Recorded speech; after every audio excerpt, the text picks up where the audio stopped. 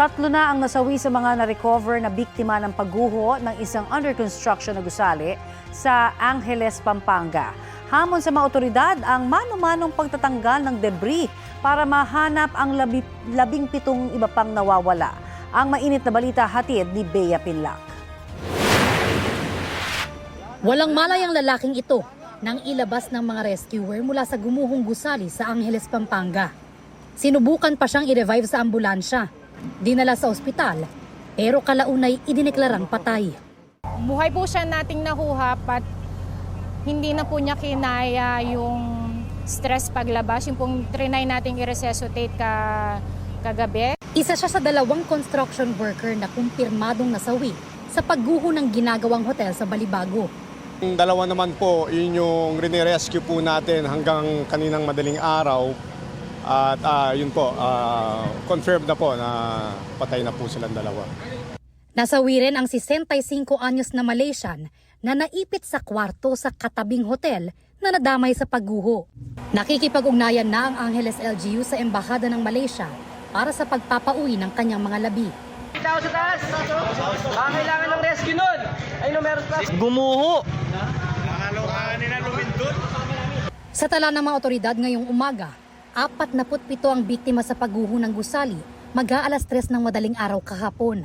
Karamihan sa kanila, construction workers sa ginagawang hotel. Batay raw yan sa record ng site engineer. Hindi pa kasali ang ibang mga nagtitinda sa paligid ng gumuhong gusali na posibleng nadamay. Pwedeng mas malaki, pwedeng mas mababa. So, syempre, yung accuracy po talaga ng bilang, hindi naman natin masasabi sa ngayon. Dahil nga po,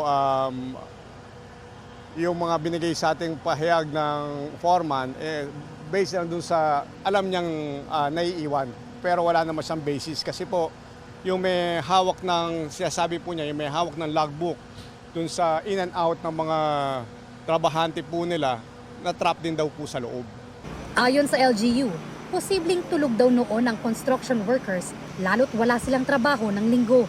Nakausap namin yung foreman para nagbigay siya ng mga possible na mga taong naipit po sa gumuhong building po. Naning kabuuan po ng construction workers, mahigit daw silang talagang 70. But siyempre dahil weekend, no, marami rin nang uwi sa kanilang pamilya, no? Kaya ang linista lang nila na natatandaan lang nandyan halos na sa more than 20. At yung mahigit 20 naman, halos ligtas na po sila. 26 na ang na-rescue. 10 sa kanila ang isinugod sa ospital. Lumanik po siya ng malakas. Tumakbo na kami, tapos sinila ako nung barangay na naka-duty dyan. Nabigla rin ako. Akala po namin doon. Nasa baba kami, nandun ang barracks sa baba ng building. Natapunan na ako ng simento. Balutan pa ako ng net. Pinunit ko na lang ng yung mga basag na simento para makalusot lang ako. Kasi nahirapan ako umiyak. Pakalabas to, na yung building? Buo na. 17 ang hindi pa nahahanap. Sa totoo lang po, hindi na kami umaasang buhay yung kapatid ko tsaka yung hipag ko. Dahil po sa tagal At tsaka yung kapatid ko, sandali na pag hindi siya nakakahinga. May mga naka-standby na ambulansya para sa mga posible pang ma-rescue. Ang DPWH, may mga heavy equipment ding dala. Ang pinakamahirap dito is very unstable yung site. No, dahil nga under construction pa to, puro mga scaffolding lang, puro mga bakal lang ang nag-hold dun sa ibang mga debris. So kailangan talaga dito mano-mano. Mano-mano ang pagtanggal ng debris. Mahirap kasi baka ma-disturb yung site lalong bumagsak. No? Ang collapse po ay pancake, so kukunti lang ho yung mga void spaces na pwedeng mapagtrabahoan namin. Ayon sa LGU, kumpleto sa permit ang ginagawang hotel na sinimulang itayo noong 2024. Tuloy-tuloy pa ang search, rescue at retrieval operations ng mga otoridad. After po nitong ating retrieval operation, magkakaroon po tayo ulit ng thermal scanning and at the same time using din po yung ating K9 units to determine if there will be other signs of life. Pag may makita po, proceed ulit tayo sa rescue operation.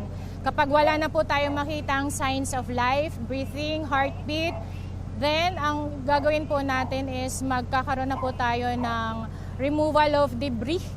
Pahirapan pa matukoy ang sanhi ng pagguho. Pero isa raw sa iimbestigahan ay kung substandard ang paggawa sa gusali.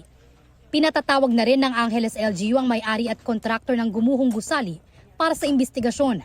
Sinisikap din namin silang kuhanan ng pahayag. Bea Pinlac, nagbabalita para sa GMA News.